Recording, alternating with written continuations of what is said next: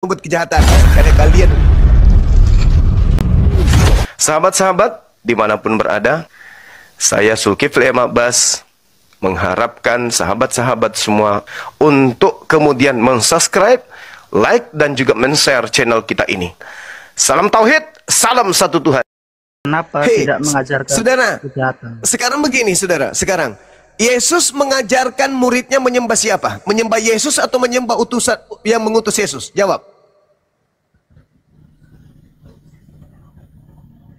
Yang mengutus Yesus, ya. Nah, sekarang Kristen menyembah yang mengutus Yesus atau menyembah yang oknum yang mengaku Yesus? Ayo, siapa yang ngajarin kalian menyembah oknum yang mengaku Yesus? Yesus tidak, Bapak tidak. Lalu siapa? Ayo, siapa yang mengajarkan kalian menyembah kepada dirinya Yesus, yang mengaku Yesus itu? Yang ngajarin siapa? Sibilisisis. Itu fakta, itu real.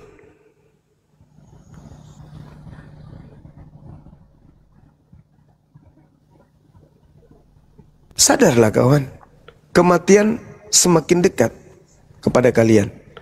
Ketika kalian nanti mati masuk ke alam kubur, tidak ada lagi pilihan. Oh iya ya, Bang Suma betul, kembali deh ke bumi, masuk Islam. Nggak ada.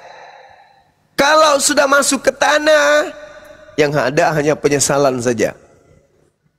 Penyesalan aja. Karena kau sombong. Ketika kau di dunia, tidak ada dalilnya, tidak ada perintah, tidak ada contoh dari para nabi supaya kalian itu menyembah Yesus. Tak ada. Yesus aja ketika berhadapan dengan iblis, Yesus kepada iblis aja Yesus suruh nyembah kepada Allah. Apalagi kepada kalian. Dan kematian itu adalah satu kepastian, Bung. Kalian pasti mati. Salah kalian menerima ajaran Yesus, neraka jahanam kekal. Bukan cuma setahun, 100 tahun, 1000 tahun, 1.000.000.000 tahun, 1.000.000.000 tahun. Tidak, kekal selama-lamanya di neraka. Kalau kalian salah melakukan penyembahan, jangan sombong. Iblis mau supaya kalian itu mati dalam keadaan menyembah dirinya. Iblis mau kau mati dalam keadaan menyembah iblis yang mengaku Yesus, neraka jahanam kekal. Bukan saya yang mengatakan itu, Yesus sendiri yang mengatakan. Coba Anda baca Matius 23. Apa kata Yesus? Bagaimana mungkin kamu akan menyelamatkan, meloloskan diri kalian dari api neraka? Bagaimana mungkin kata Yesus? Tidak mungkin. Apa alasannya tidak mungkin kau lolos dari api neraka kata Yesus? Hah? Karena kamu telah diajarkan kebenaran, tapi kamu tidak mau mendengarkan kebenaran itu. Baca di dalam pengajaran Yesus, Matius 23. Mulai dari 29. Celakalah kamu, hai ahli Taurat, orang Farisi, orang munafik. Kamu membangun makam nabi dan memperindah tugu orang-orang soleh dan berkata, jika kamu hidup di zaman nenek moyang kita, tentulah kami tidak ikut dengan mereka dalam pembunuhan nabi-nabi itu. Tetapi dengan demikian, kamu bersaksi terhadap diri kamu sendiri bahwa kamu adalah keturunan pembunuh nabi-nabi itu. Jadi penuhilah juga takaran nenek moyangmu. Hai ular-ular, hai kamu keturunan ular beludak, bagaimana mungkin kamu dapat meluputkan dirimu dari hukuman neraka? Itu tidak akan mungkin. Mas Suma, bagaimana dengan Yohanes 14 ayat 6? Yohanes 14 itu dia sebagai jalan kan? Bukan sebagai tujuan kan? Akulah jalan, akulah kebenaran, akulah hidup. Tidak ada yang sampai kepada siapa? Kepada Bapa. Kepada Bapa. Tanpa melalui Yesus. Yesus ini tujuan atau jalan? Tujuan. Tujuan di mana dalilnya? Ayo. Kena Tujuan kau di sini. Mana? Tujuan kepada seluruh bangsa, seluruh dunia. Yesus itu jalan, bukan tujuan. Anda membaca data, Anda yang menunjukkan data, kok jadi tujuan? Ya jalan kehidupan, Bang. Jalan. Ya, Dia mau menunjukkan kepada kepada Oke. kita semua. Jalannya gimana? Jalan yang ditunjukkan Yesus itu gimana? Menyembah dirinya atau menyembah kepada Elohim?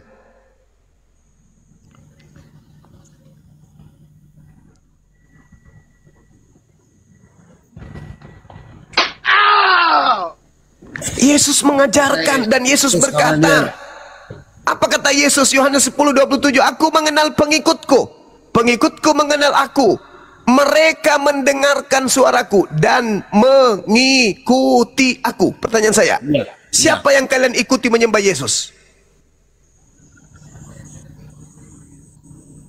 Sementara Yesus menyembah kepada Bapa Elohim. Aku mengenal pengikutku, pengikutku mengikuti aku. Ketika aku menyembah Elohim, pengikutku menyembah siapa? Menyembah Elohim. Terus siapa yang kalian ikuti menyembah Yesus itu?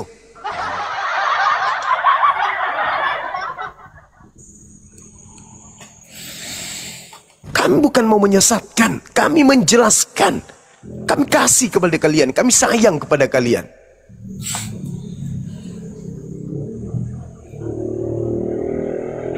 Siapa yang rugi sekarang? Kalau kalian mati dalam keadaan menyembah kepada sosok yang mengaku Yesus itu, siapa yang rugi? Ada nggak Yesus mengajarkan, akulah jalan, akulah kebenaran, akulah hidup. Tidak ada yang sampai kepada aku kalau tidak menyembah aku. Ada? Nggak ada. Tidak ada yang sampai kepada Tuhan kalau tidak melalui Yesus. Yesus itu jalan. Anda menekankan kepercayaan kami kepada Yesus Kristus. Tapi kebanyakan umat Islam mempertuhankan Nabi Muhammad. Bagaimana? Tidak ada Nabi Muhammad dipertuhankan. Islam mana lagi yang mempertuhankan Nabi Muhammad? Ini muridnya si Edis penipu ini pasti. Di mana Nabi Muhammad dituhankan? Di Islam di mana? Hah? Apa buktinya kami menuhankan Nabi Muhammad? Kami menyembah kepada Allah. Perintahnya Nabi Muhammad agar kami menyembahnya kepada Allah. Nabi Muhammad menghabiskan napasnya sampai napas terakhir, mengajarkan kepada manusia untuk menyembahnya kepada Allah, jangan kepada yang lain. Saking tidak maunya beliau itu dituhankan, beliau melarang menulis ucapan-ucapan beliau. Jangan kau tulis apapun dariku, tapi yang kau tuliskan adalah wahyu yang kuterima dari Dia, Tuhanku. Sebenarnya yang harus Anda luruskan umat-umat Islam yang lain mempertuhankan Muhammad. Mana tunjukkan satu manusia di Islam mempertuhankan Nabi Muhammad itu mana? Buktikan. Dari aliran mana di Islam ini nyembah Nabi Muhammad? Baru luruskan kami umat. Iya, mana umat Islam, biar ku luruskan. Mana umat Islam yang menyembah Nabi Muhammad? Mana? Kalian itu sudah ditipu oleh Paulus, sekarang ditipu Paulus baru, namanya Edis. Mana ada umat Islam menyembah Nabi Muhammad? Namanya saja Nabi. Nabi ya manusia. Islam mana coba yang nyembah Nabi Muhammad? Kau ditipu sama Edis. Enggak, Nabi Muhammad itu apa bang menurut abang bang? Nabi Muhammad itu sama seperti Yesus, menerima firman dari Tuhan lalu menyampaikan kepada umatnya, sama seperti Yesus. Kenapa Tuhan itu kok bersolawat kepada Nabi Muhammad gitu? Sanjungan. Yesus pun disanjung dengan ucapan Hosana. Hosana dalam bahasa Aramaik artinya terpujilah dia anak Daud. Hosana anak Daud. Hosana anak Daud. Terpujilah dia anak Daud. Terpujilah dia anak Daud. Pujian. Allah memuji Nabi Muhammad.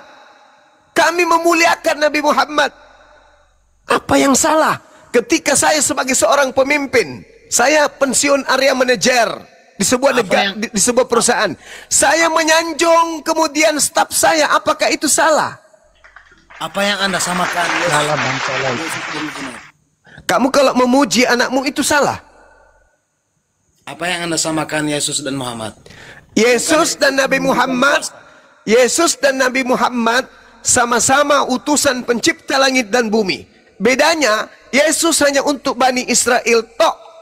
Nabi Muhammad untuk seluruh umat manusia. Itu bedanya. Tapi mereka sama-sama utusan Tuhan pencipta langit dan bumi. Yesus mengaku utusan. Yesus bersaksi dia adalah utusan. Nabi Muhammad mengaku bersaksi adalah utusan. Ayo.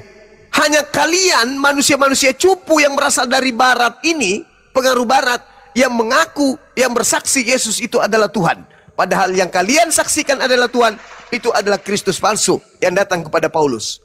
Bukan Yesus anak Maria.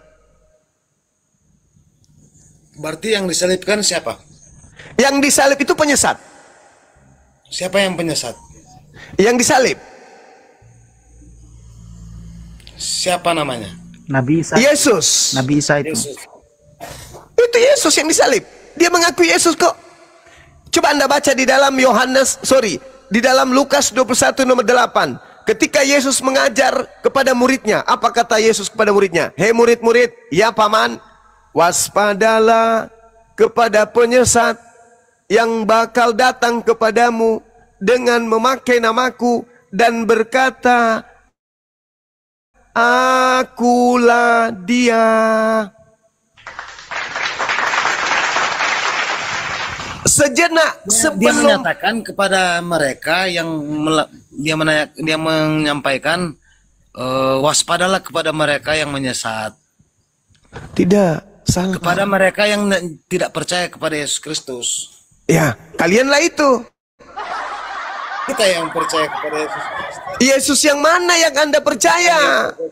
Hei, Yesus berkata, aku diutus hanya kepada domba yang sesat dari umat Israel. Anda percaya? Ya, Ya, kalau percaya, ente Bani Israel enggak?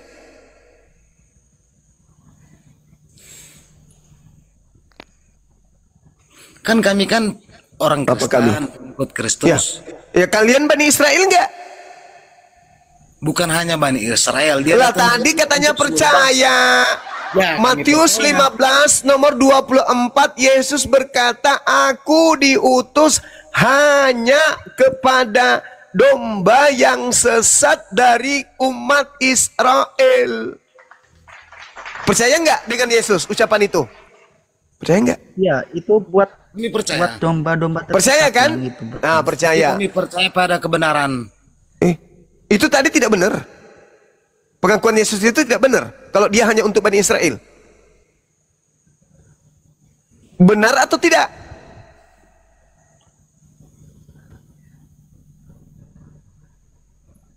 Kami percaya kepada Yesus Kristus. Benar, Dia benar. adalah Tuhan untuk seluruh dunia, bukan untuk Bani Israel. Nenek Lukiper, berarti kamu percaya kepada yang palsu.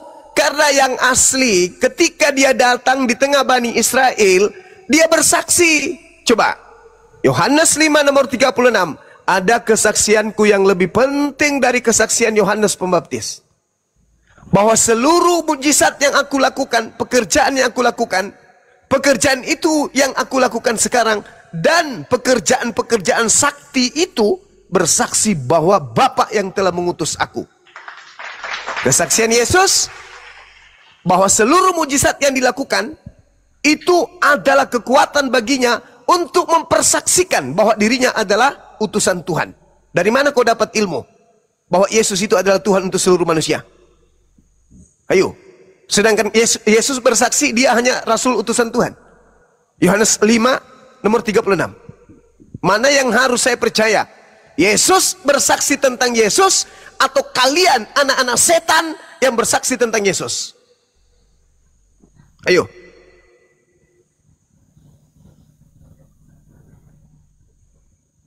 Kenapa saya katakan kalian anak setan?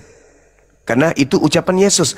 Siapa yang menginginkan kematian bagi Yesus itu adalah anak-anak setan. Yohanes 8 nomor 44. Iblislah yang menjadi bapakmu dan kamu mau agar aku dibunuh.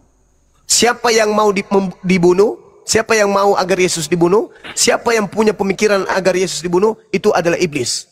Yesus juga mengatakan di dalam Matius 16 nomor 21, 22, 23.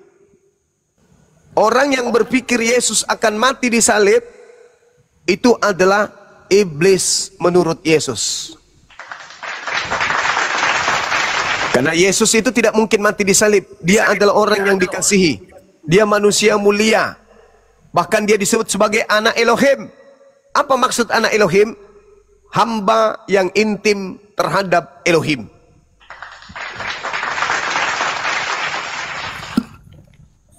Jadi menurut Yesus, orang yang berpikir kalau dia akan disalib, itu adalah iblis. Coba Anda baca Matius 16 nomor 21, 22, 23.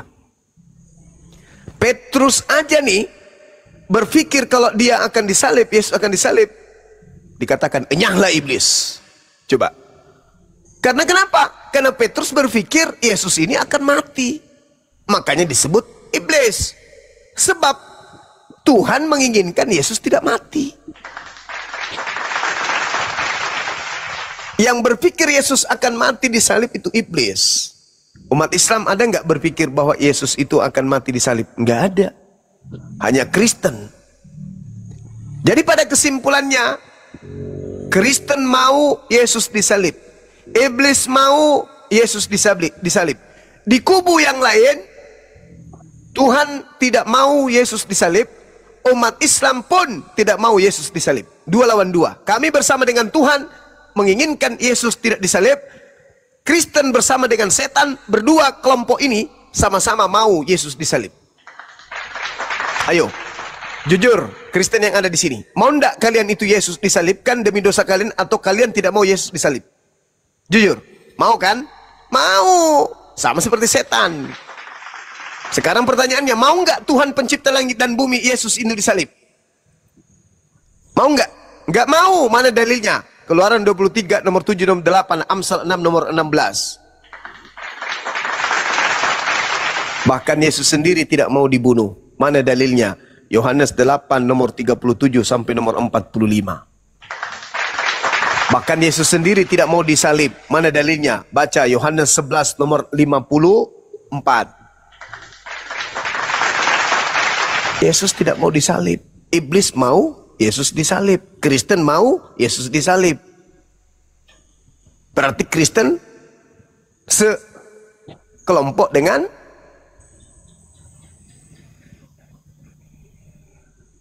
jawab sendiri. Dengan iblis. Nah itu iblis mau, saking pinginnya iblis agar Yesus itu mati, diambilnya. Coba Anda baca Matius 4 nomor 1. Dibawanya Yesus ke padang gurun. Dibawanya Yesus kemudian di bumbungan bait suci. Dibawanya Yesus kepada gunung yang tertinggi. Disuruh jatuh ke bawah. Jatuhkan dirimu, jatuhkan dirimu. Apa tujuannya? Agar Yesus mati. Sekarang yang digantung di leher kalian itu, yang berbentuk salib itu apa? Simbol apa itu? Simbol kematian Yesus kan? Kalian sayang kan simbol itu? Berarti kalian sayang, berarti kalian berterima kasih kepada setan yang berhasil membunuh Yesus.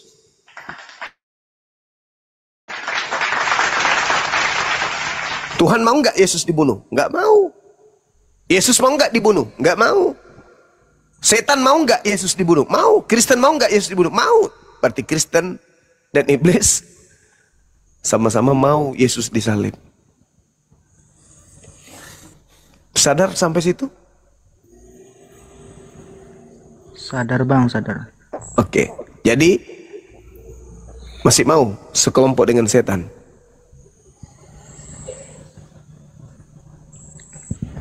Tidak. Oke, Yesus mengatakan begini, Bung. Yohanes 16, coba Anda buka Bibelnya.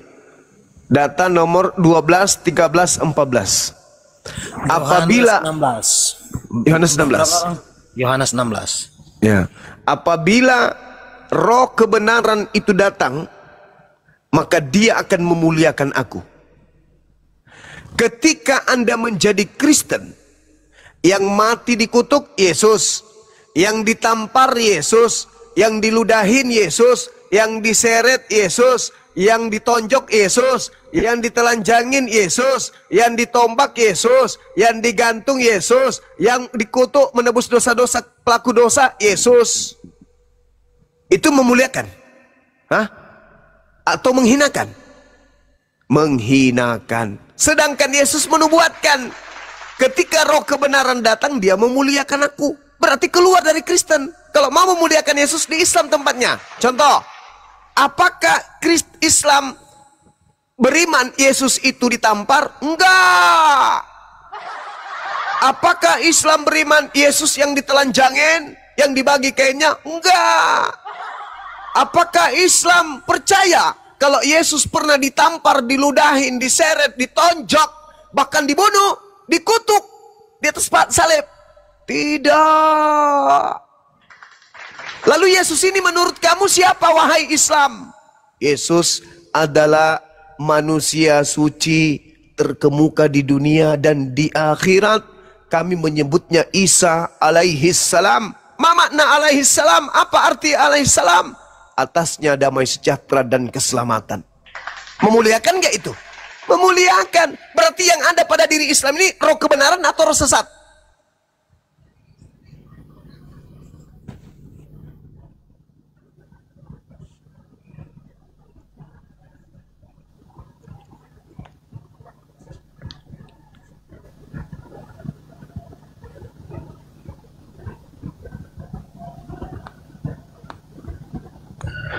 Dari yakin ku teguh hati ikhlasku. Lagi ini dia ini. Roh yang ada dalam diri umat Islam ini adalah roh kebenaran. Yesus itu manusia suci, terkemuka di dunia dan di akhirat, dan termasuk hamba yang didekatkan Allah di sisinya. Na'udzubillah, kami berlindung kepada Allah dari ungkapan-ungkapan Kristen. Yesus disalib, Yesus dikutuk, Yesus diludahin, Yesus ditonjok, Yesus ditampar. Kami berlindung kepada Allah dari kebatilan sedemikian itu. Beliau adalah manusia suci. Dari sejak lahir, beliau sudah memuliakan ibunya. Bahkan dia sendiri mengatakan, aku diberkati dimanapun aku berada. Bukan dikutuk, bukan diludahin, ditampar, dibuatkan patung telanjang. Dan dikatakan ini adalah Yesus. Dibuatkan parade setiap tahun, jalan dicambuk.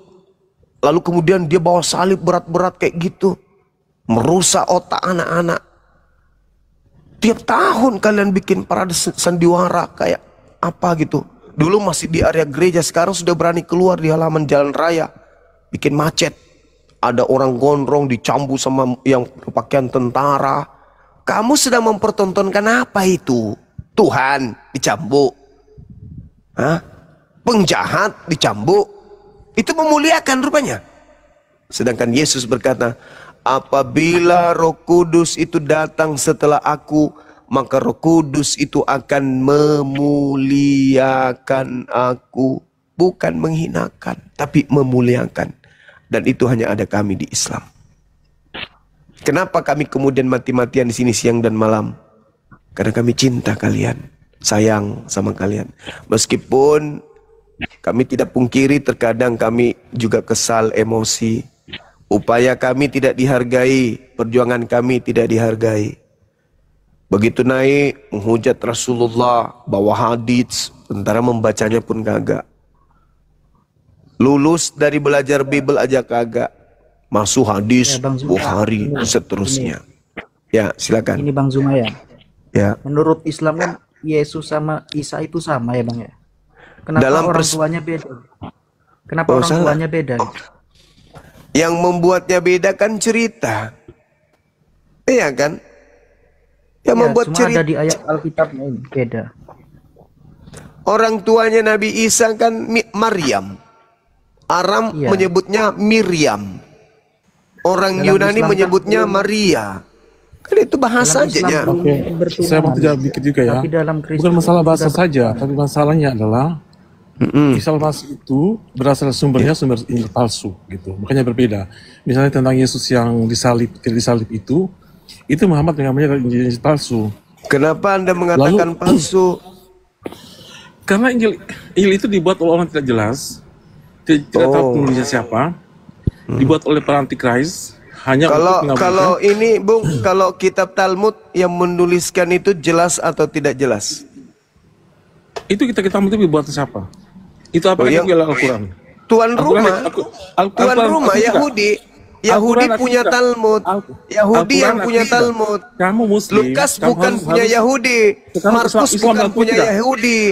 Matius bukan punya Yahudi. Yahudi punya kitab bernama Talmud dan di dalamnya berisi cerita-cerita tentang Yesus.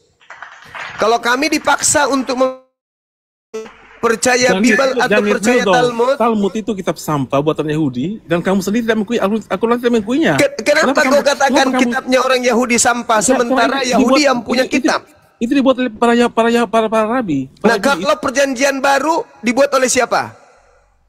Itu rabi itu hanyalah guru seperti biasa. Ya, sekarang perjanjian baru dibuat oleh siapa? Sekarang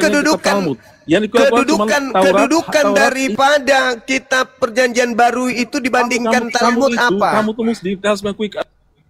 Bedanya Talmud dengan kitab perjanjian baru apa? Tidak ada dalam Al-Quran. Al-Quran mengakui adanya Taurat, Injil dan Zabur. Gak ada Talmud di situ. Bisa nggak? Nah, sekarang yang kau Injil itu yang mana? Yang kau sebut Injil yang mana? Hah? Yang mana yang kau sebut Injil? Sekarang kau yang harus jawab itu. Yang mana yang kau sebut Injil? Oke, Al-Quran menyebut Injil. Oke. Sekarang yang kau maksud Injil di dalam kitabmu yang mana? Injil itu sebenarnya bukan kitab Injil, kabar baik. Ya, itu dari Talu. Berarti Injil. Hei, saudara, berarti Al-Quran tidak berbicara tentang kitabmu. Jangan mute dong. Al-Quran. Jangan makan pantat babi.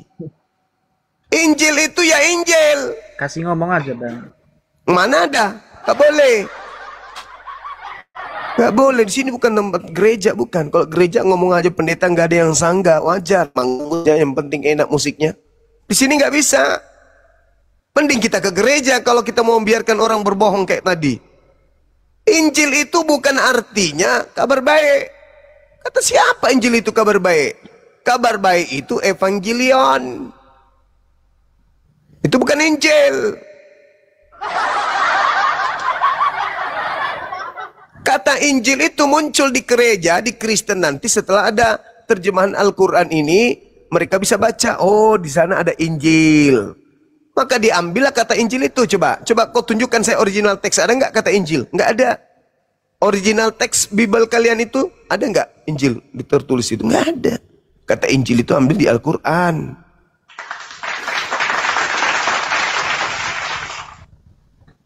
Begitu saudara ya. Nah tadi pertanyaannya apa? Nabi Isa. Tadi kan Yesus, ya Nabi Isa sama. Kenapa orang tuanya beda gitu Bang? Iya. Tidak ada yang beda. Satu berita dari langit. Beda, Bang. Iya, sumbernya yang membuatnya beda. Satu berita dari langit, satu berita dari bumi. Bible itu berita dari bumi, bukan wahyu Tuhan. Sedangkan Al-Quran itu adalah wahyu dari Tuhan, pencipta langit dan bumi. Kenapa saya katakan demikian? Karena Nabi Muhammad tidak melakukan penelitian. Sedangkan pengarang kitabmu itu melakukan penelitian, penyaduran, jiplak-menjiplak antara satu penulis dan penulis yang lain. Apa buktinya? Coba Anda baca Lukas 1. Theophilus yang mulia, banyak orang yang menyusun cerita tentang peristiwa-peristiwa yang terjadi tentang kita. Maka aku Lukas terpanggil untuk menyusunnya kembali.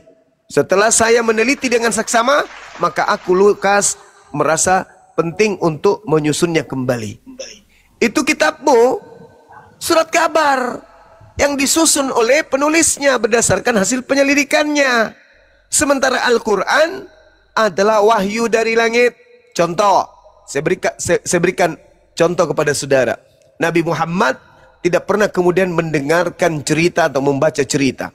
Allah Subhanahu wa taala melalui Roh Kudus, Roh kebenaran menyampaikan begini.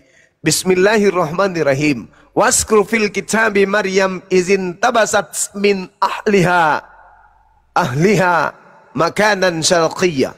Wahai Nabiku Muhammad, aku hendak menyampaikan kepadamu dan memerintahkan kepadamu, ceritakanlah kisah Maryam di dalam kitabmu Al-Quran, yaitu ketika wanita bernama Maryam ini mengasingkan diri dari keluarganya ke sebuah tempat sebelah timur Baitul Maqdis. Nabi Muhammad tidak melakukan penelitian. Seketika turun roh wahyu kepadanya melalui roh kebenaran, Roh Kudus. Wazkurun fil kitabi Maryam idzin tabasat min ahliha makanan syarqiyan. Nabi Muhammad tidak melakukan penyelidikan. Berbeda dengan Lukas. Pada hari ke-8 Yesus nonotnya dipotong. Dari mana Lukas tahu? Dari mana Lukas tahu kalau nonotnya Yesus itu dipotong hari ke-8? Oh, dilihat. Oh, berarti Lukas sudah dewasa, Yesus masih bayi, gitu. Nggak mungkin, bukan? Satu kemungkinan adalah Yesus memperlihatkan nonotnya kepada Lukas. Apakah masuk akal ketika dewasa memperlihatkan nonotnya? Nggak mungkin juga, bukan? Satu-satunya sumber, Lukas melakukan penyelidikan terhadap kesaksian-kesaksian orang. Itu baru betul. Berarti bukan wahyu. Berbeda dengan Al-Quran. Nabi Muhammad tidak pernah melakukan kesaksian. Mencari orang-orang yang bersaksi. Apa yang kamu ketahui tentang Yesus? Apa yang kau ketahui tentang Maryam? Oh begini, Maryam itu begini. Oh catat. Tidak ada. Lagian Al-Quran bukan tulisan Nabi Muhammad. Al-Quran hanya disampaikan oleh Allah melalui Roh Kudus. Roh Kudus menyampaikan kepada Nabi Muhammad, "Wazkur fil kitab Maryam idzin tabasat min ahliha makanan syarqiyan." Masuk ke dalam hati kalbu, pikiran Nabi Muhammad. Nabi Muhammad menyampaikan itu kepada para sahabat. Sahabatnya menghafalkan, sahabatnya menuliskan. Lalu sampai kepada titik di mana mereka diminta untuk membukukan setiap wahyu yang mereka hafalkan. Jadilah kitabullah, yaitu Al-Quranul Karim. Berbeda dengan kitab saudara. Makanya Al-Quran itu meskipun bersumber dari satu sumber, meskipun bersumber dari orang yang ummi buta huruf, meskipun bersumber dari orang yang hidup di 1400 tahun silam, tidak pernah Al-Quran itu direvisi dan dikoreksi. Sendiri Nabi Muhammad. Tapi karena yang disampaikan itu adalah kalimat Sang Yang Maha Tahu, kalimat dari yang Sang Maha Berilmu, kalimat dari Sang Yang Maha Menyaksikan, maka tidak pernah ada keliru sedikit pun. Dunia digiring kepada modernisasi yang begitu canggih, diukur kehidupan dunia ini dengan kemajuan yang begitu sempurna.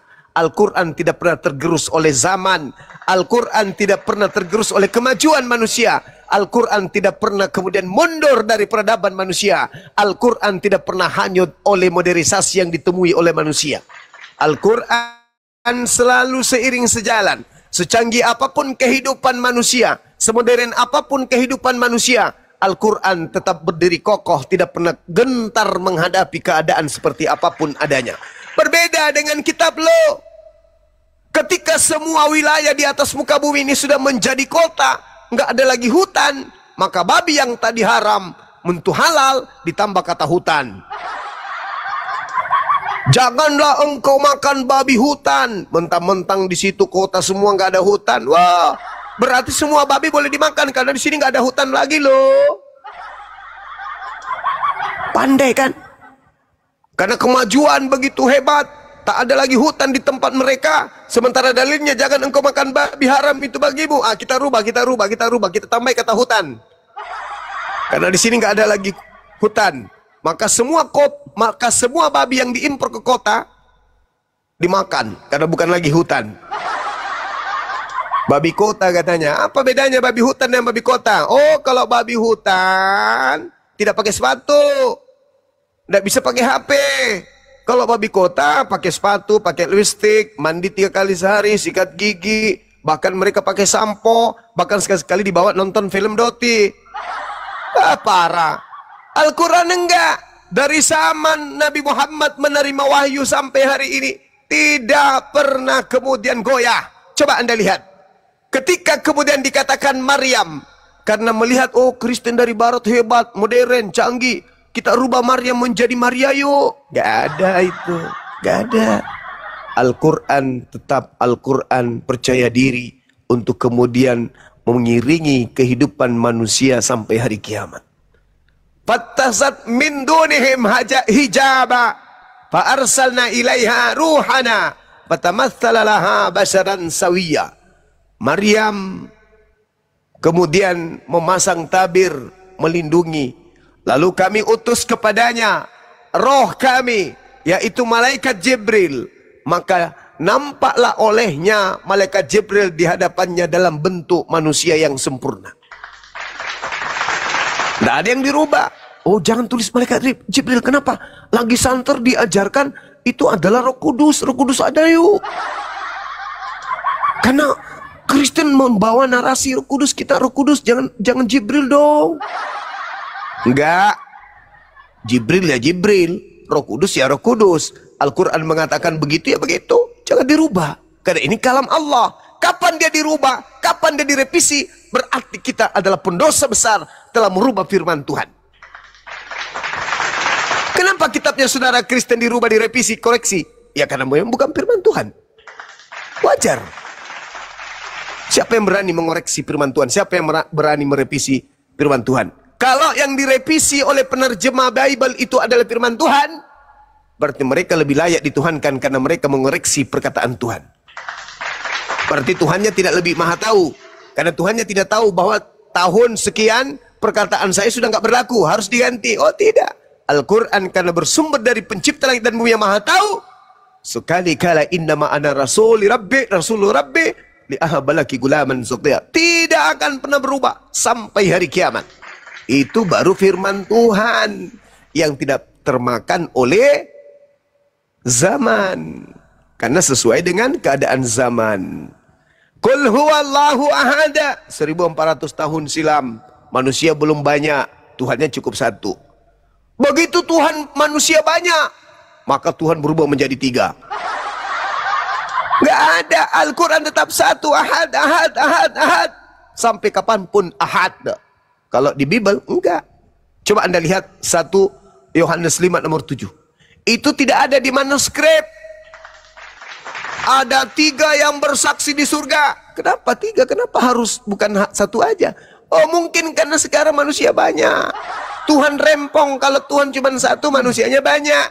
Maka diganti. Sangat boleh jadi 100 tahun, 200 tahun, 500 tahun, 1000 tahun ke depan bisa berubah. Ada 100 yang bersaksi di surga. Kenapa tidak? Tadi data itu nggak ada kok di manuskrip 1 Yohanes 5 nomor 7 itu nggak ada. Baru-baru ini aja ditambahkan. Mungkin karena kewalahan, kalau Tuhan cuma 1, maka dibuat 3. Tapi kalau Al-Quran, Qul huwallahu ahad. 100 tahun ke depan, Qul huwallahu ahad. Ada berapa yang bersaksi di surga, di jannah, di padang mahsyar?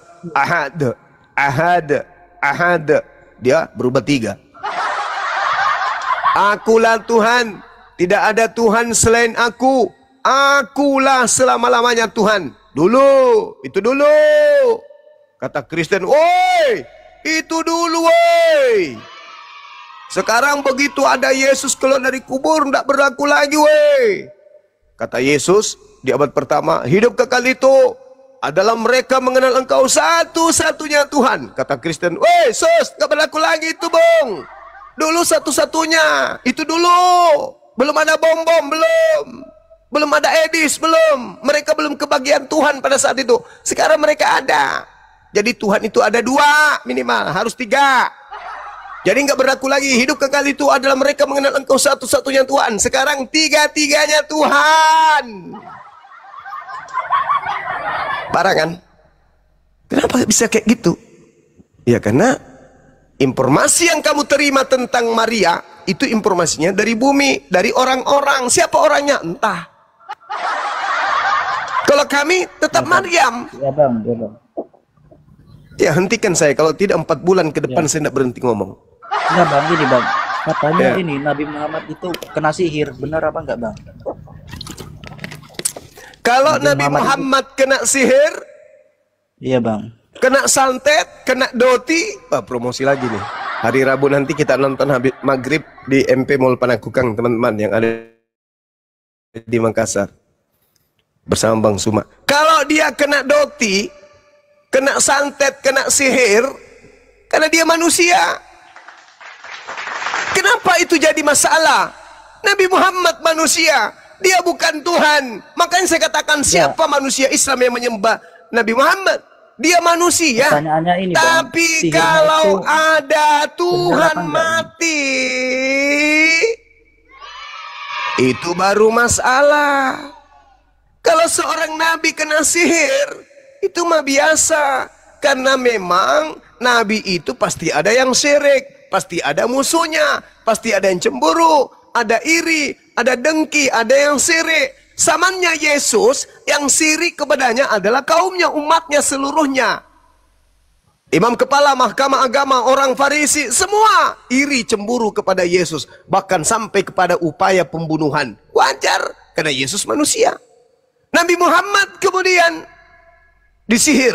Wajar, dia orang-orang iri kok. Ya, Loh, menurut ini Nabi Abang Muhammad. percaya nggak sihirnya itu ada nggak, Bang, menurut Abang?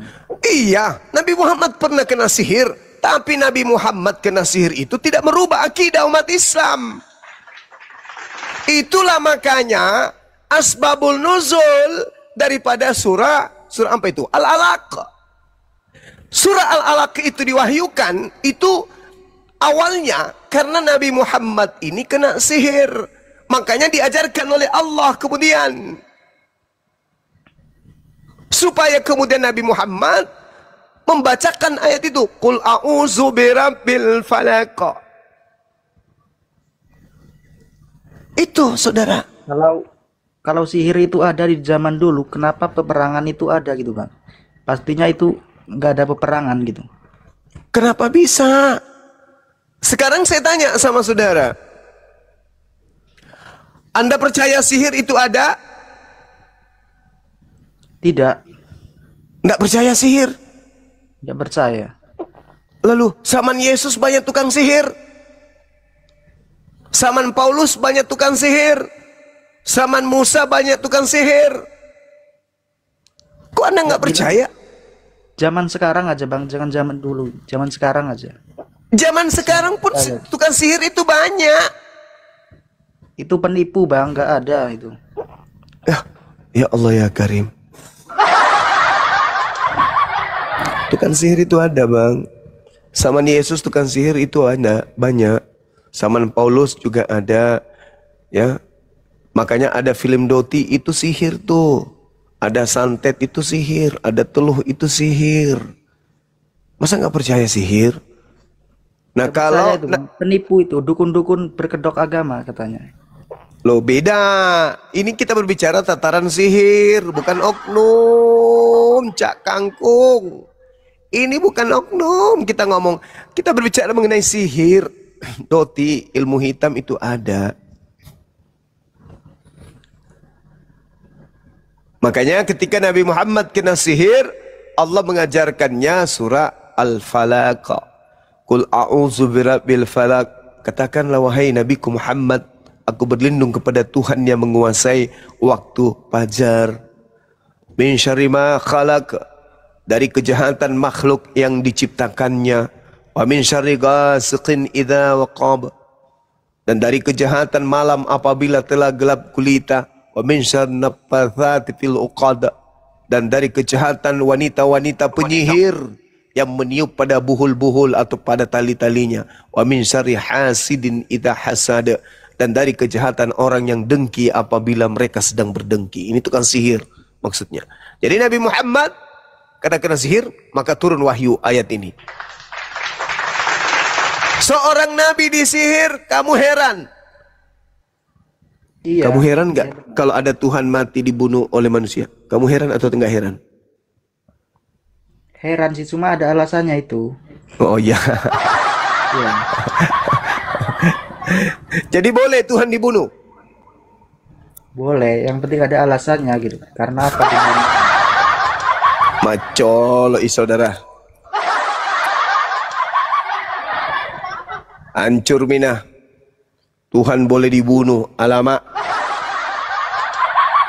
Kalau Tuhan dibunuh, alam semesta ini mau kemana?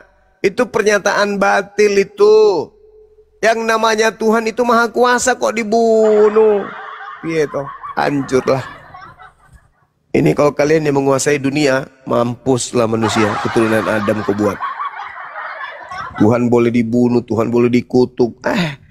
Macam-macam aja kalian ini.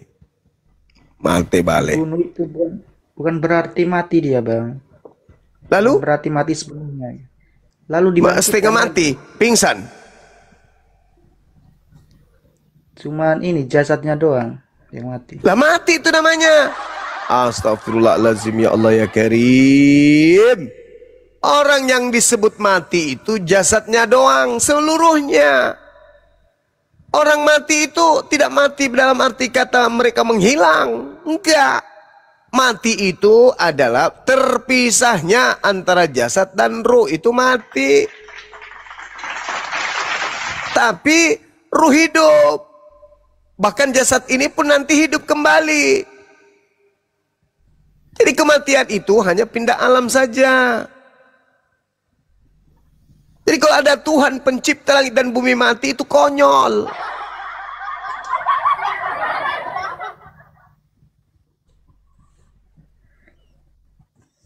Begitu kawan. Tuhan mati itu konsep apa itu Tuhan mati? Pencipta langit dan bumi mati. Cobalah dulu ya. Kalau ada pesawat yang sedang di atas udara nih, ketinggian 9.000 kaki. Tiba-tiba mati pilotnya. Hancur enggak tuh pesawat, Bung? Ya kalau ada pilot yang lain digantikan lah, Bang. Berarti ada Tuhan lain maksudnya? Iya, benar gitu. Berarti Tuhanmu bukan cuma satu? Ya kan ada Roh Kudus, Allah Bapa. Oh, berarti Tuhanmu memang bukan satu kan? Iya. Oh, itu bagus. Yang mana yang paling berkuasa di antara ketiganya? Yang berkuasa Yesus itu sendiri. Hah? Yesus mengatakan aku tidak dapat berbuat apa-apa kok. Yohanes 5 nomor 30. Aku tidak dapat berbuat apa-apa dari diriku sendiri.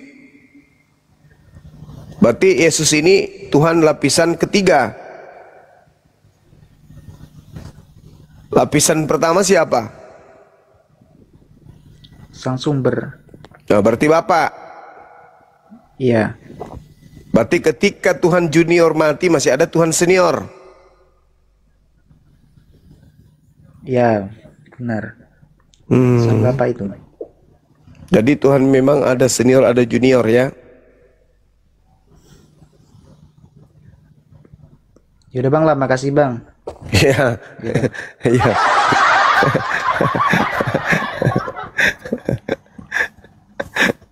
Allahu Akbar, Masya Allah, Masya Allah, Subhan. Naik bisa belum Bang Andi. Buang waktu aja, buang waktu. Pusing sama itu oten-oten tuh. Iya. Data habis. Tolong kasih teh sapi dulu yang baru naik itu. Kau ini anak ini. Kamu sebenarnya mau makan apa sih bro? Kopi apa teh sapi? Udah turun.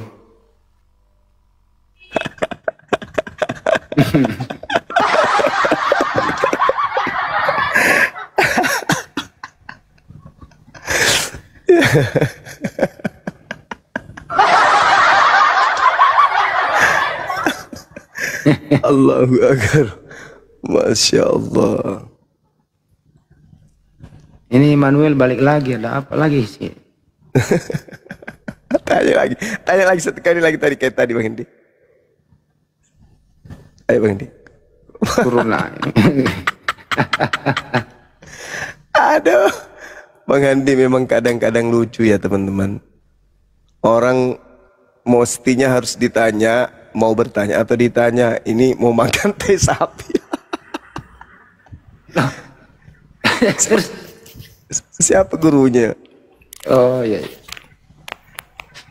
Coba yang satu ini yang baru naik silakan ini. Wih, Pensuki. Pensiun Maki. Ya, pensiun Maki sama Andre. Silakan bro. Assalamualaikum. Waalaikumsalam. Salah tekan bang, salah tekan. Salam dari Malaysia. Masya Allah. Waalaikumsalam warahmatullahi wabarakatuh. Buset, kejam banget itu orang main turunin aja. Ini siapa nih orang ini bikin naik turun orang naik turun nggak capek. Ini kayaknya ada host tersembunyi nih. Jadi lagi teman-teman di bawah. Kita kan lagi diskusi di sini gitu. Kenapa KTP lu promosi di sini, Sadat di mana gitu. Kita juga punya HP 5 di sini memantau, santai aja. Nggak usah dipromo. Biarlah dia Alhamdulillah. sahadat. Alhamdulillah kan. Ya, Masya Allah, Alhamdulillah. KTP itu kemarin nangis-nangis tuh Komar Ladies. Nyesal. Enggak ada yang nanya. Enggak, saya nggak nanya lu. Orang nggak nanya kenapa lagi lu. Ini rokok aja. Jadi besok nangis lagi si KTP itu Komar Ladies, nyesal aku bah. Nokoh semua ajarannya itu katanya nanti itu. Lu kayak dukun aja, lu bisa prediksi orang. Andy, sejarah selalu berulang. Ya itu dari tahun lu. Aku lihat kalian promosikan biawak, kalian promosikan pula kan itunya itu. Kami ketawa liatnya, ini biawak dipromosiin. Ayo diskusi lah. Ya kalau dia sahadat ya sahadat aja lah, nggak apa-apa lah. Artinya gini, dia udah pernah mengkhianati dan akan tetap mengkhianatinya anak-anak itu. Ya biarin aja, kenapa kamu yang sibuk? Maksudku gini, kadang kalian promosikan yang nggak layak promosi itunya. Siapa yang promosi? Isuk PI. Ya saya nggak pernah promosi kok. Ya, kau pun ikut juga nyakau banyak kali gayamu. Ini kau ini ngomong apa sih?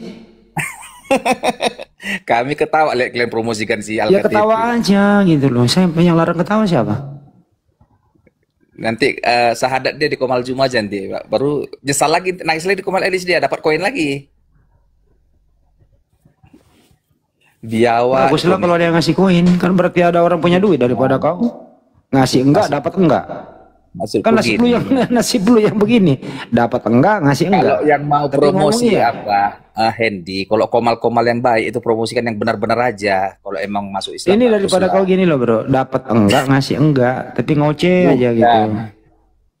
Gini, ada bahasa Medan bilang kayak gini, lagu lama mudah kuncinya katanya. Ya itu dari lu lah. Jadi lagu kalian ini lagu Serang Bulan.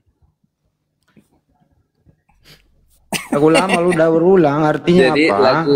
lagu lama mudah kuncinya, lagu Kus Plus kalian Mbak. Ya gua balikin kata-kata lu gitu loh. Ya. Kalau dia Orang kalau dia lama begitu ya itu gambaran Kristen. Gambaran orang Kristen dia kalau begitu lagi berarti penipu. Kalau dia gitu lagi ya. Dia kan Kristen, kalau dia gitu lagi berarti gambaran Kristen begitu, suka nipu. Kau sendiri yang tertawai. Itulah ajaranmu. Suka nipu-nipu kalau memang seperti yang kau bilang.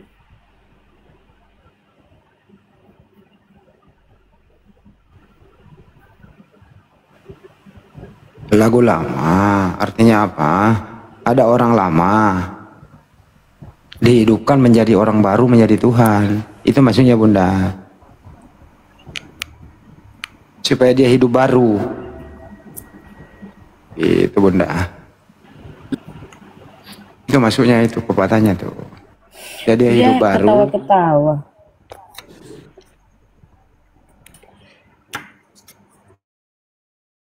Dia hidup baru Bunda. Dia bangkitkan orang yang sudah mati menjadi hidup baru, menjadi Tuhan. Itu maksudnya. Bunda itu ada kopi putih coba. Emang ada kopi putih Bunda coba. Roma 14:9 itu kan Paulus. Untuk itulah Yesus mati dan hidup kembali supaya menjadi Tuhan. Jadi tanpa penyaliban, tanpa segala macam itu tidak ada Tuhan nyoten. Jadi syarat Yesus Jadi syarat Yesus Kalau menjadi Tuhan harus mati dulu ya. begini Hendy, kata Bunda tadi hampir Ya, benar. ajarannya. Hampir benar kok Bunda. Begini, tanpa kebangkitan sia-sia kematian itu, nggak ada gunanya. Ku lempar ke tong sampah Alkitab itu, nggak ada guna itu semua. Tanpa kebangkitan, Gunanya apa? nggak ada guna. Jadi semua ini cerita kalau kekristenan ini ya. Inilah intinya, biar kalian tahu aja. Kita buka-buka bayar aja. Kalau memang Yesus itu mati dan mati terus di kuburan terus dan tidak bangkit, ku lempar ke tong sampah Alkitab ini, ku bakar gereja. Gunanya dibangkitkan apa? Artinya begini, Saya tanya loh, gunanya dibangkitkan apa? Kebangkitan Yesus adalah sulung bagi kebangkitan kami dan Di kembali mana kepada tertulis begitu? Nggak ada. Oh, makanya belajar anak muda. Nah, tertulis di mana? Ajarin saya. Tertulis di mana menjadi sulung? Jadi bayangkan kata-kata. Kau banyak ngomong doang, kau nggak punya data. Nah, kalau saya punya data, tadi beneran udah baca. Gunanya dia bangkit supaya menjadi Tuhan. Roma 14 nomor 9. Nah, kau datamu mana supaya dia menjadi sulung? Di mana tertulis itu? Kau ini cuma ngarang-ngarang. Gunanya Yesus itu bangkit dari kubur, hidup kembali supaya menjadi Tuhan. Itu gunanya. Nggak ngerti kok Hendy. Kau jangan coba kau pakai data di mana Yesus bangkit supaya menjadi sulung. Di mana Jadi itu Yesus tertulis? itu bangkit. Dia adalah sulung dari semua kebangkitan. Tertulis di mana itu? Tertulis di mana? Kau tanya aku kok mute. Ya tertulis di mana itu? Menjadi sulung. Apologet. Kapir. Hacing. Ini data tertulis gunanya Yesus mati itu pertama menebus dosa. Gunanya mati loh itu. Satu. Kemudian gunanya ia dibangkitkan supaya menjadi Tuhan. Itu tertulis. Nah, terus dia bilang tadi supaya menjadi sulung, itu tertulis di mana? Kau ini kayak jual apa kotoran babi gitu loh. Diskusi itu pakai data. Jadi syarat Yesus menjadi Tuhan itu harus mati dulu. Nah, siapa tokonya yang membuat demikian? Ya Paulus. Kerjasama dengan Lukas. Kisah 2 nomor 32. Gitu. Theos yang menjadikan Tuhan dan Kristus Yesus itu setelah dia mati dibangkitkan. Itu loh jelas loh datanya. Kenapa ini Kristen kalau diskusi nggak mau pakai datanya, malu apa ya? Malah dia karang-karang sendiri. Gunanya dia bangkit supaya menjadi sulung. Saya nggak pernah membaca itu di Bible, nggak ada loh itu. Jadi mereka ini sebenarnya ini orang pembohong kelas kakap. Ngomong aja nggak ada datanya. Pemakan kutu. Makanya otaknya kerdil. Jadi ini sebenarnya udah lama ya kita diskusikan ini. Ada dua Mesias gitu ya. Mesias asli berkata, waspadalah dan jangan percaya apabila ada orang mengaku ketemu Mesias ada di sana, ketemu Mesias ada di sini, termasuk di gurun dan di bilik. Jangan kau percaya, kata Mesias asli. Ada orang ketemu, percaya dia dengan 13 kitabnya, percaya semua. Padahal Yesus mengatakan jangan percaya. Itu satu. Jadi mereka sebenarnya ini yang dia percayai omongan Yesus atau pendapat Paulus. Nah, menurut analisa dan kenyataan sesuai dengan fakta, dia tidak percaya Yesus tapi percaya Paulus. Dan Yesus manakah sebenarnya yang dijadikan atau dituhankan oleh mereka atau yang dijadikan Tuhan oleh Paulus? Bukan Yesus anaknya Maria, tapi Yesus yang terkutuk ini adalah yang pemakan suap, pengkhianat. Karena menurut Ulangan 21:22 yang dikutuk oleh Elohim adalah pengkhianat. Bukan anak Maria. Anak Maria tidak memenuhi kriteria satu titik pun untuk disalib. Banyak sekali kita bisa pelajari. Termasuk bagaimana Yesus semalaman di Bukit Getsemani, ngapain di sana? Karena dia udah tahu akan ditangkap, dia berdoa semalaman. Apa isi doanya? Ya minta diselamatkan dari cawan. Dan diperjelas oleh Ibrani 5 nomor 7. Karena kesolehannya, ia diselamatkan dari maut. Doanya didengarkan. Jadi Yesus anak Maria yang soleh ini doanya didengarkan. Apa isi doanya? Minta menyerahkan segala hidupnya kepada yang mengutus dia. Jadi yang disalib adalah orang yang fasik, pemakan suap. Inilah yang dibuatkan, dibangkitkan, keluar dari kubur menjadi Tuhan oleh Paulus. Jelas datanya itu. Jadi kena prank kalian ini, terutama ya teman-teman di sini yang tadi. Anda kena prank kalau anaknya Maria itu Tuhan, bukan. Yang menjadi Tuhan Anda adalah Yesus yang terkutuk di tiang salib itu, bukan anak Maria. Karena anaknya Maria adalah orang soleh, orang mulia. Begitu. Ini topik memang agak sedikit membuat para pendeta kewalahan menjelaskan kepada jemaatnya. Kok bisa ada dua Yesus ya? Ya sadar, pakai akalmu. Berdasarkan perintah Tuhan di Ulangan itu 23 nomor 7 kalau nggak salah itu. Tidak boleh membunuh orang yang tidak bersalah. Yesus tidak punya salah. Jadi tidak bisa itu anaknya Maria dibunuh.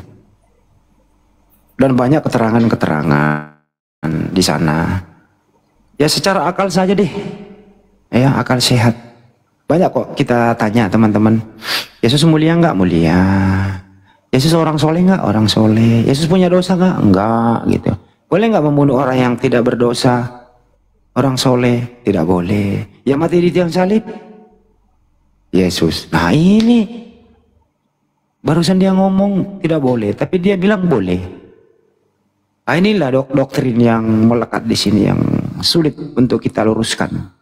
Tapi alhamdulillah banyak yang tersadarkan kok. Jadi di titik-titik sentral orang yang berakal itu ada satu konsep ketuhanan dan penyaliban. Orang kalau udah sadar begini pakai akal, ya saya rasa segera tinggalkanlah itu. Supaya hidupmu lebih mudah, akalmu lebih bersih. Dan argumentasimu lebih masuk akal. Tapi kalau Anda masih berkutat di situ, ya kamu akan menjawab muter-muter, menjadi bahan apa? Lelucon jadinya. Jadi ada dua titik sentral teman-teman yang ingin pemula untuk diskusi lintas agama ya.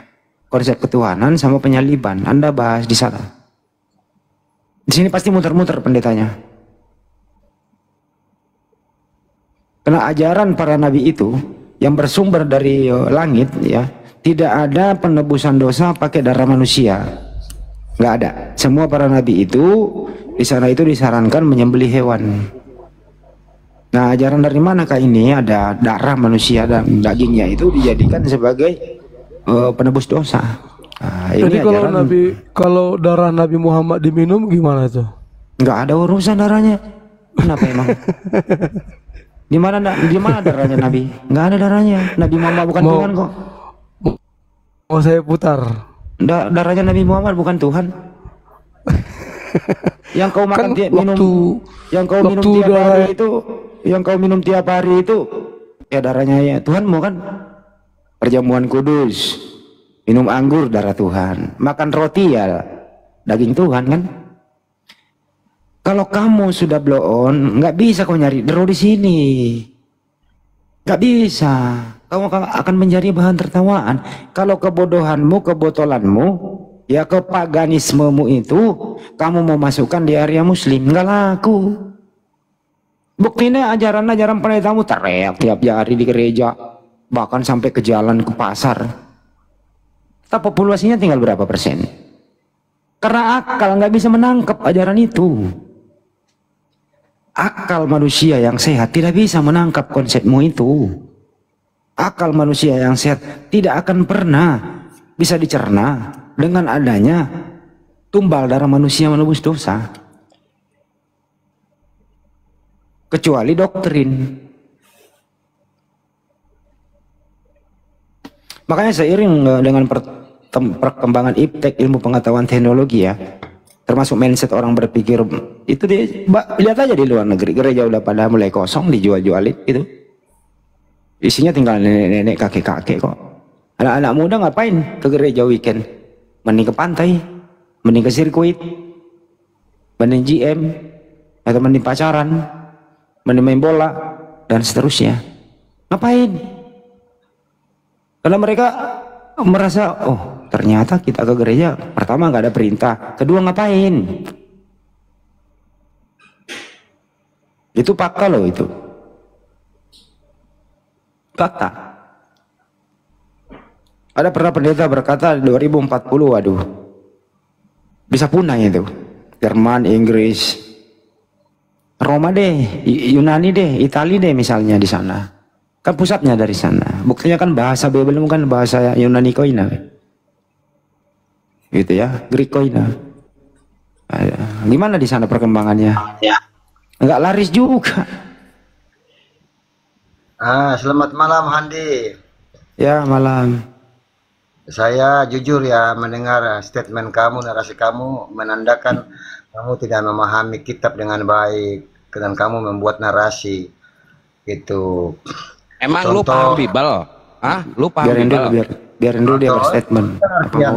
Contoh Ibrani 5 ayat 7 itu doa, terus doanya dikabulkan. Iya, nanya Bang siapa Handi, makna ayat itu memang bukan berarti dia tidak tersalib. Dia justru mengalami kematian dan lolos dari kematian. Itu doa yang didengarkan. Gimana sih?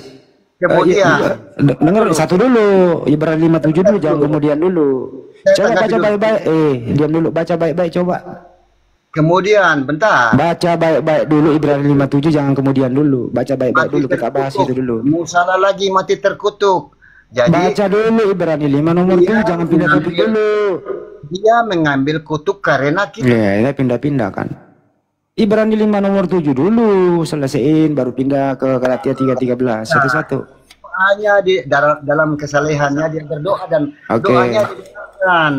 Artinya Yesus itu dengerin dulu. Ibrani 5:7 itu Yesus diselamatkan dari maut atau tidak? Ibrani 5 nomor 7. Jawab. Macet. Jawab. Ibrani 5 nomor 7, Yesus itu diselamatkan dari maut atau tidak?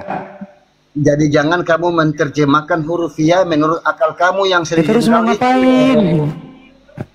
Dengar. Saya ulang dulu ya. Dengerin, baca ini, dengerin. Jangan penipu di sini. Ibrani 5 nomor 7 itu Yesus diselamatkan dari maut atau tidak? Jawab. Mana penipu kamu Handi sama sekian santang udah dengan saya kejang terus ban saya menipu. Kamu aing ngejedog di ku aing tadi pura ku aing lunas ya. Justru di Ibrani 5 nomor 7 itu karena kesolehannya ia diselamatkan dari maut, doanya didengarkan. Artinya Yesus orang soleh ini doanya didengarkan, mati di tiang salib. Kenapa kau berlawan datamu? Ngapain dia di Bukit Getsemani semalaman sampai muridnya ketiduran, dia maju sedikit lalu sujud dan berdoa semalaman di sana sampai dia keringnya seperti darah jatuh ke tanah. Doanya apa? Andaikan cawan ini berlalu dariku, andaikan salib ini, andaikan penyiksaan ini berlalu dariku, bukan kehendakku tapi kehendakmu ya Bapa. Jadi dia serahkan hidupnya kepada yang mengutus dia. Dengan demikian doanya didengarkan, bukan dia yang disalib. Berdasarkan perintah Tuhan, tidak boleh membunuh orang yang tidak bersalah. Yesus tidak punya salah. Yesus tidak berdosa. Yesus orang soleh. Yesus orang mulia. Jadi bukan dia yang disalib, disayangi oleh Tuhannya. Bukankah dia di Yohanes 3:16? Berkah kasihnya dia dikaruniai, dia dilindungi oleh yang mengutus dia. Kenapa kau ingin nyalipnya? Apa salahnya dia? Tapi memang di Bible itu ada yang disalib terkutuk sebagaimana Galatia 3 nomor 13. Kristus telah menebus kita dari kutuk hukum Taurat.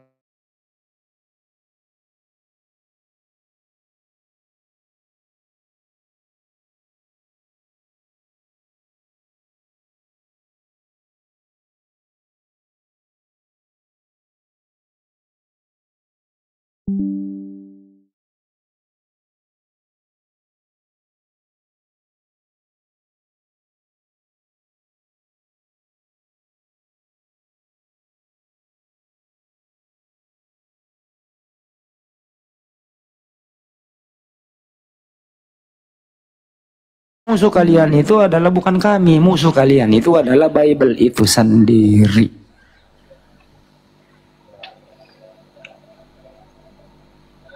Bagaimana Kang perkembangan di sana? Aman? Terkendali 86? Kang, gimana Bang Aang? Udah nyampe? Udah, ini lagi setting saya. Sambil setting nggak apa-apa. Ini ada The John sama Immanuel. Immanuel ini orang nggak benar dia. Oh, Immanuel nggak benar. Makanya lu jangan nuhanin anak orang, Immanuel. Anak orang lu tuhanin ngehe. Jangan santang. Aku ngomong apa adanya. Ini Pak. Nggak kau jawab dulu tadi itu gimana tertulis? Di mana tertulis Yesus mati menjadi sulung? Tenang. Jawab dulu, di mana Yesus mati bangkit menjadi sulung? Tertulis di mana? Waalaikumsalam. Pak John. Bunda lagi bikin kopi. Pak John Muslim, Pak John?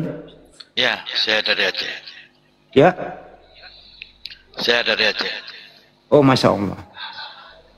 Silakan Aki. Ada yang mau disampaikan? Saya mau bilang bahwa kadang-kadang kesannya kalau saya nonton, saya sering nonton. Ini maaf, secara tak ubahnya kita lihat, saya memelihara kerbau. Kerbau saya itu saya bawa, saya suruh cium batang kayu itu 7 hari. Dia tetap dicium itu. Besok-besok saya pukul jangan cium, tetap dia cium kayu itu. Itulah kaidahnya. Ayo host, jangan pakai kasih turun host, kita diskusi baik-baik. Ya udah, makanya dengarkan ya kasih turun. Sini Kang, dengerin. Jadi kita, kalau orang sudah apa di hatinya susah. Bang John, bentar Bang John. Jadi begini lagi, tadi Ibrani 5 nomor 7 kita bahas dulu. Ya, kok pertanyaan saya Ibrani 5 nomor 7, Yesus itu diselamatkan dari maut atau tidak? Jawab. Udahlah, kita bahas Al-Quran lah dulu Alkitab aja. Alkitab itu Al-Quran ya. Aduh, kenapa lagi? Ya, Ibrani, dengerin dulu pertanyaannya. Diganggu pula tadi temanmu. Ibrani 5 nomor 7 itu, Yesus diselamatkan dari maut, diselamatkan B tidak? Jawab. Macet lah kau. Lawan tuh data. Kau yang macet. Nggak jawab. Diselamatkan dari maut, bukan dari penyaliban. Berarti nggak disalib. Apa? Diselamatkan dari maut. Maut itu, dengerin dulu. Dengerin. Maut itu apa? Jangan gitu dulu. Maut itu apa? Kematian. Diselamatkan dari kematian Yesus atau tidak? Nah, dia bangkit. Jangan bangkit dulu. Dia mengalami. Pertanyaannya, Yesus diselamatkan dari kematian atau tidak? Jawab. Kan takut itu kalau di mute. Yesus itu diselamatkan dari kematian atau tidak? Dengar kamu dengar dengan baik. Diselamatkan dari maut, dari kematian. Makanya dia bangkit, bukan dari penyaliban. Berarti nggak mati dong. Dia turun ke lembah orang mati dan kacau ini dasar orang gila. Kemudian sebentar. Orang gila penipu kamu. Yesus itu kalau diselamatkan dari maut, diselamatkan dari kematian, dia nggak mati. Lalu bilang kutuk untuk Yesus. Dia mengambil kutuk karena kita. Kamu ini gimana? Mulutmu tuh sadis amat ya, gitu. Ya udah pindah lagi. Yang terkutuk siapa? Yesus Bang Handi, teman muslimku semua. Ya jawab dulu. Yang terkutuk siapa? Yesus Jawabannya. itu sangat Yesus. dimuliakan. Dia Saya tanya baik-baik, dengarkan dulu. Dengarkan dulu, yang terkutuk siapa? Jawab. Dia kita, umatnya, Siapa yang manusia. terkutuk? Saya nggak tanya tujuan kutuk. Siapa yang terkutuk? Siapa yang terkutuk? Jangan di mute. Ini kalah kalau di mute takut. Iya, siapa yang terkutuk? Dia menjadi terkutuk karena kita. Siapa nama orang itu yang terkutuk? Sebutkan namanya siapa? Nih Tidak ada yang ribut Miftah, udah saya jambak kamu naik. Siapa Iya, yang terkutuk? Ayo, mari kita diskusi. Kamu baca dengan baik. Siapa yang terkutuk di tiang salib? Hadi, mengambil kutuk karena kita. Makanya Siapa terkutuklah orang yang digantung pada kayu salib. Siapa orang itu? itu tahu ini kan bahwa siapapun yang tergantung di kayu Siapa nama orang yang terkutuk pada kayu salib di Galatia itu? salib terkutuk, tapi bukan Yesus. Siapa orang itu? Kian Santang, kalian berdua ini bagaimana, friend? Ini gimana? Gua diem dari tadi. Lu nyalahin gua, aing sih dicudukan banget nah, belum. Udah lah kalau aja lawan dia. Bentar. Penolakan penyaliban cuma satu ayat di Quran. Kalian mau lawan saksi mata yang puluhan ribuan itu? Ya udah. Itu head. Siapa yang terkutuk? Oke. Yang mati di kayu salib terkutuk, tapi bukan Yesusnya. Dia menjadi berarti yang menebus dosa waris kalian bukan Yesus. Karena yang menebus dosa waris kalian adalah Kristus yang terkutuk. Dosa waris dalam pemahaman kalian itu sangat salah. Mana ada dosa salah, nggak ada dosa waris. Namun iya, memang kalian salah mengartikan. Tidak ada kalian dosa. Bible yang salah mengartikan. Kalian yang salah menerjemahkan. Bible yang salah menerjemahkan. Ditimpakan kepada si B. Tidak ada. Yang mati terkutuk siapa? Yang mati terkutuk siapa? Makna penebusan dosa. Dengerin. Dengerin Kahed. Dengerin Kahed. Kristus telah menebus kita dari kutuk hukum Taurat. Sebab telah tertulis, terkutuklah orang yang tergantung di kayu salib.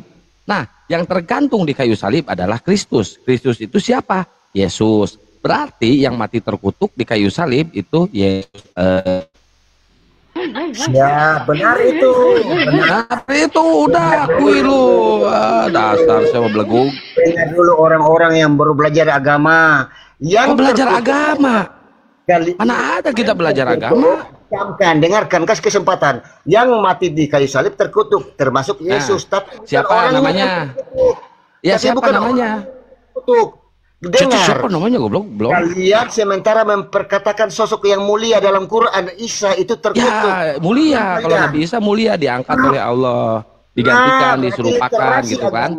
Nah, yang diserupakan dengan Nabi Isa adalah Yesus. Dengar sekian Santang. Dengar dari tadi kok ini didengek sih ya. Dengar. 9 dari 10 intelektual Islam itu sama bahwa Isa adalah Yesus. Hanya kalian ini. Jadi kalian sementara memperkatakan kata-kata yang hina untuk Sang Kristus itu, Sang Almasih, Sang Mesias. Saya nggak pernah menghina Yesus. Justru kalian yang menghina Yesus. Kalian bilang Yesus terkutuk.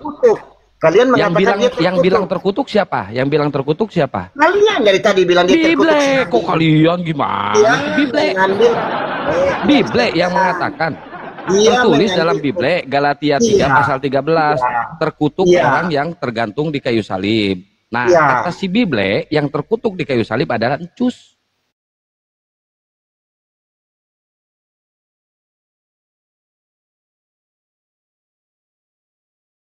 Yesus waktu disalib hari apa?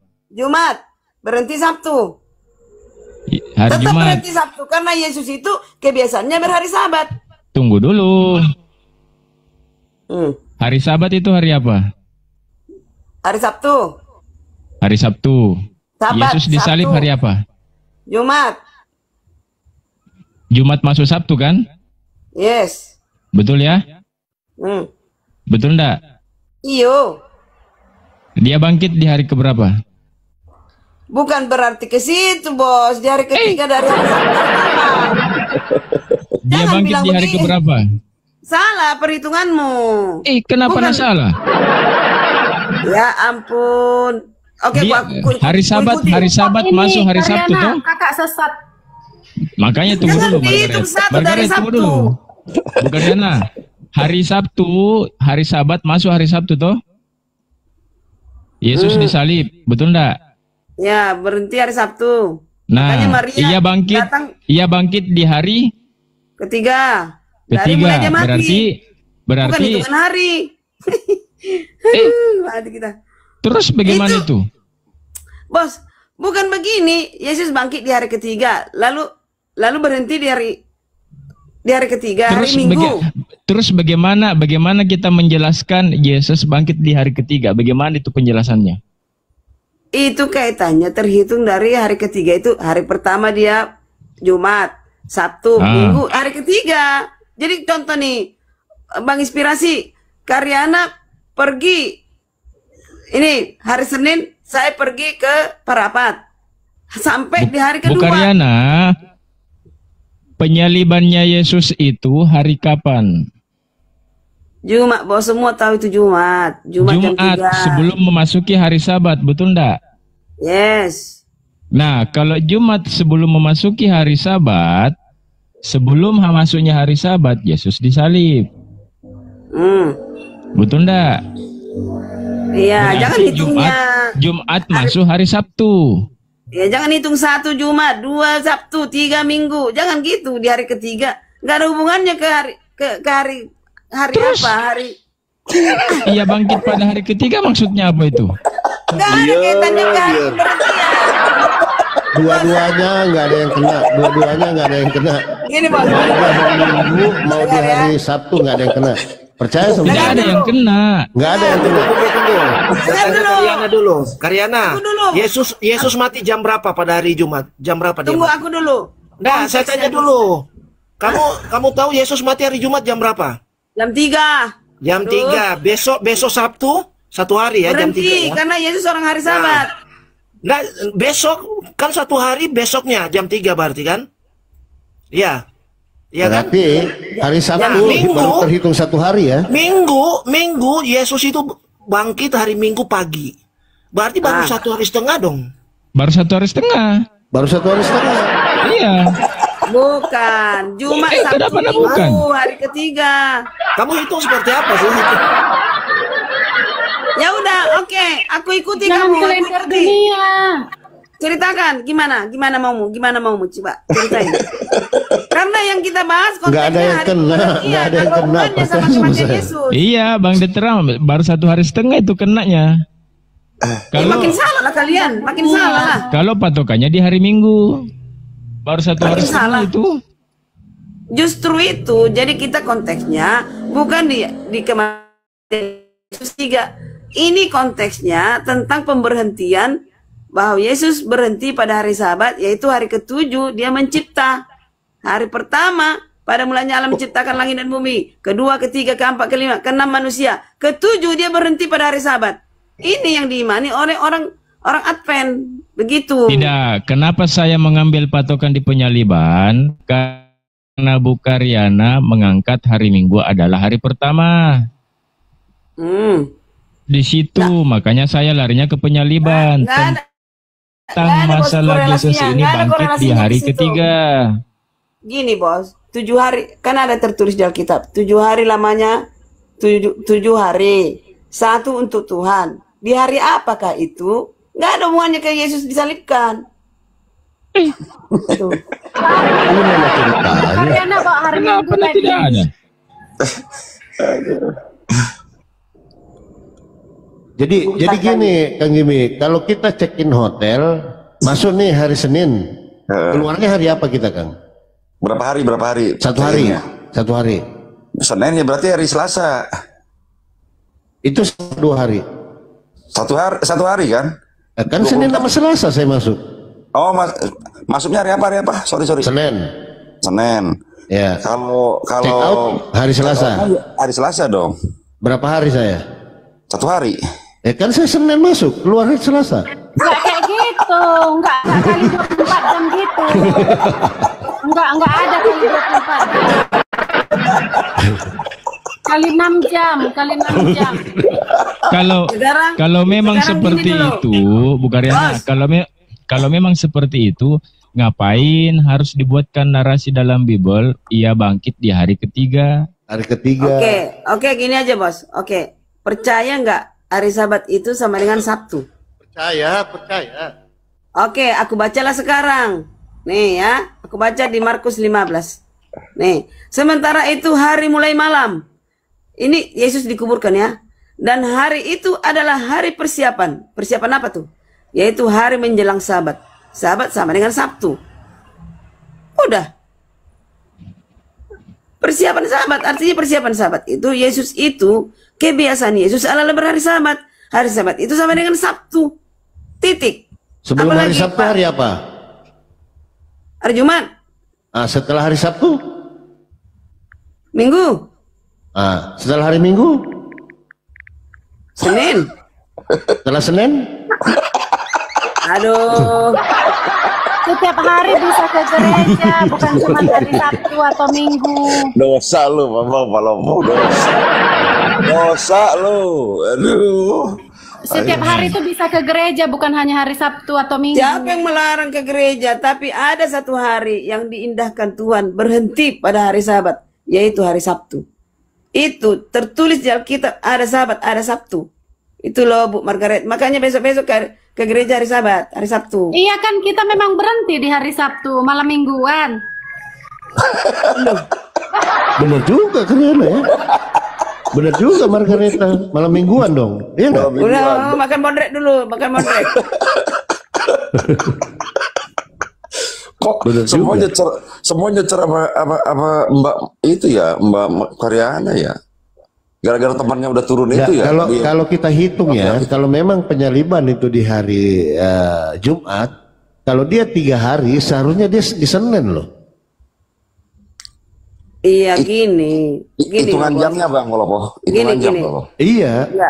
Kan dia masuknya Senin. Kalau dia disalib hari Jumat, dia kan hitungannya Sabtu, ya kan? Sabtu, Minggu, Senin. Seharusnya di Senin dia. Jadi kalau aku nggak salah dengar gini loh Bang, aku kalau nggak salah dengar ya, pada ngedengar ada orang siapa tuh ya, Bambang siapa gitu.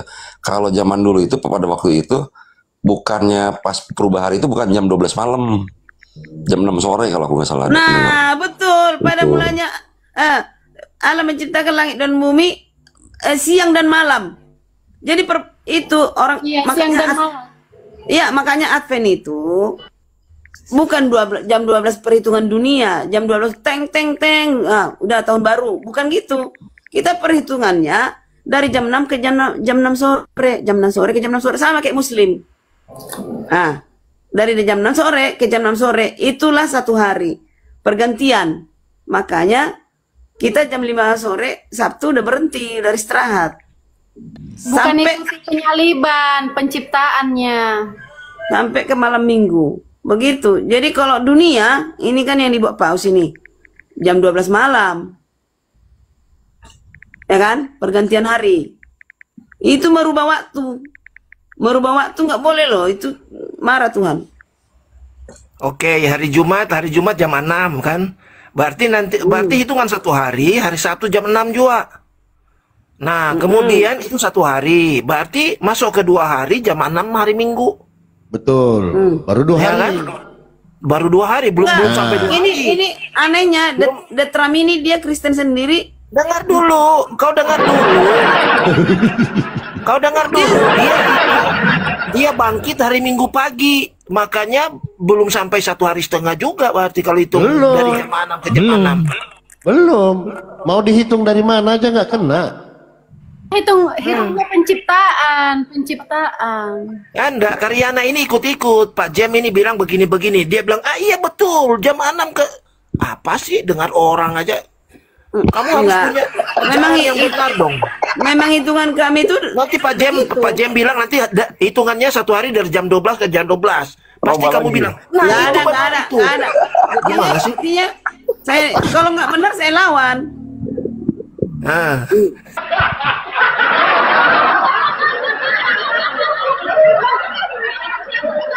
Kalau nyambung saya nyambung. Bener Bang Detram ini kan. Jadi kalau oke lah kita buang dulu jam 3-nya dulu kan. Kita ambil dari 6-nya aja dulu kan. 6 ke 6 baru 1 hari kan. berarti terhitung di hari Sabtu baru 1 hari di situ, betul nggak, Bang? Betul itu. Nah, masuk dia di jam 6 Minggu. sore, masuk jam 6 sore baru 2 hari minggunya. Iya. Jadi di situ yang kita ambil di situ penyaliban Yesus, hari Sabat tetap dia berhenti. Ya, masalah 3 hari itu terhitung dari mana? Hari ketiga masuknya 1 hari Jumat, 2 hari Sabtu, 3 hari ketiga. Bukan berarti jamnya yang dihitung. Kamu bilang tadi itu dari jam 6 sore ke jam 6 sore.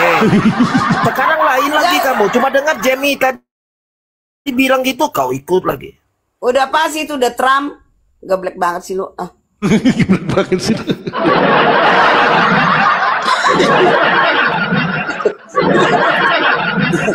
Sus, ini Kak Karyana. Udah kembali aja ke hari Minggu, Karyana, gereja. Salah itu sahabat, salah. Tidak akan. Sampai mati tidak akan.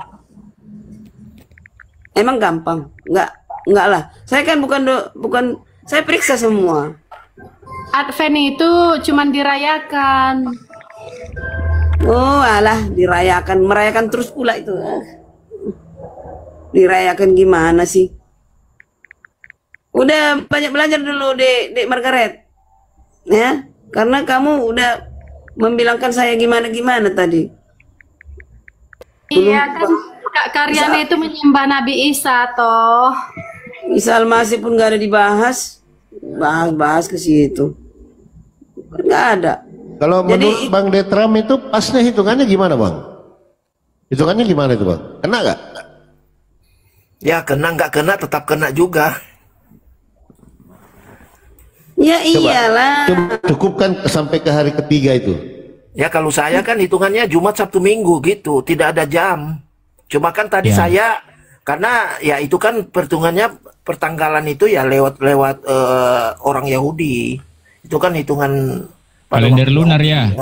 Kalendernya kalender Yahudi. Tapi kalau Karyana ini terlalu banyak menerangkan hal-hal yang dia tidak tahu gitu loh. Akhirnya bingung. Keluar dari rumus iya, ya. Mana ada saya bingung. Kamu ikut jam juga.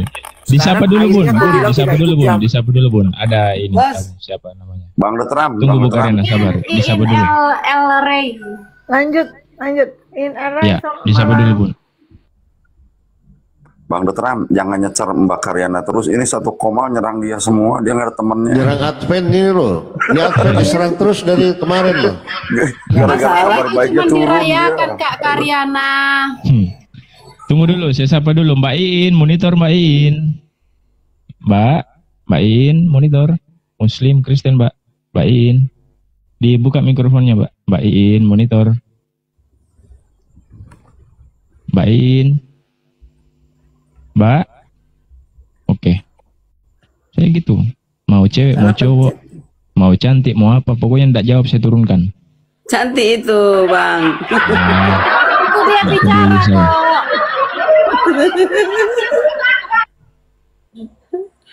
Aduh, jadi sampai di mana nih? Udah ganti gereja aja, nggak usah hari Sabat apa itu hari Sabat? Jadi itu Yesus kebiasaan hidupnya adalah berhari Sabat. Tidak ada hari Minggu. Dalilnya hari Minggu itu apa kira-kira? Coba. Ini dulu Bu Margaret. Apa dasarmu berhari Minggu? Hari Minggu. Karena kebiasaan dari kecil. Buset. Kebiasaannya berarti dosa ini agama warisan nih, nggak tahu kebenarannya. Apa dasarmu hari Minggu? Ada tertulis nggak di Alkitab hari Minggu? Kalau di Kristen kami hari Sabat itu hari Minggu. Gak usah bahas hari Sabat, hari Minggumu dulu. Kenapa? Karena umum. Ya ampun, nggak tahu dalilnya, nggak tahu dijalani tapi nggak tahu kebenarannya gimana. Karena ada tertulis ingat dan kuduskanlah hari Sabat. Ya udah, sejak kapan diganti? Marah Tuhan lo. Satu titik pun nggak boleh 6 hari lamanya Tuhan Yesus menciptakan. Jadi di hari ke-7 itu berhenti. Dek, Hari ketujuh itu hari ketujuh itu Sabat, itu bahasa Arab. Sabat artinya hari ketujuh. Hari Minggu Ahad artinya hari pertama, ya. Ahad, baru apalagi bahasa Minggu, Senin, Selasa, ada semua itu tertulis. Yang adil itu di bahasa Arab, karena tertulis di situ Ahad itu hari pertama, hari Minggu. Asadu. Sabat itu bahasa Aramaik, bahasa Aramaik, bukan bahasa Arab, Aramaik. Oke. Berat ini pembahasan udah bahasa Aramaik ini kan. Kenapa jadi Sabtu jadi Minggu? Sabtu itu kenapa jadi Minggu? Coba. Sabtu kenapa jadi Minggu, Dek? Karena 6 hari lamanya Tuhan Yesus menciptakan langit dan bumi. Jadi hari ketujuh itu Tuhan Yesus berhenti menciptakannya. Ya udah Sabat itu hari ketujuh, kenapa jadi Minggu? Hitung aja Senin sampai Minggu, hari Minggu hari ketujuh. Kalau kau hitung dari Selasa duluan, di mana sampainya? Selasa, Rabu, Kamis, Jumat, Sabtu, Minggu, Senin lagi. Hari ini Senin lagi 7. Karena aku di Indonesia, karena aku dudukanku di Indonesia. Makan apa lah, makan bodrek laku nih. Kemarin ribut bapak, sekarang ribut hari. Kapan kalian ini damai nih? Tadi bapak, sekarang hari lagi. Hari anak kita ini di Indonesia. Yang anehnya Bunda tuh gini Bang Polopo, pada ribut di hari Sabat, padahal dia bukan orang Yahudi, bukan orang Israel. Bener.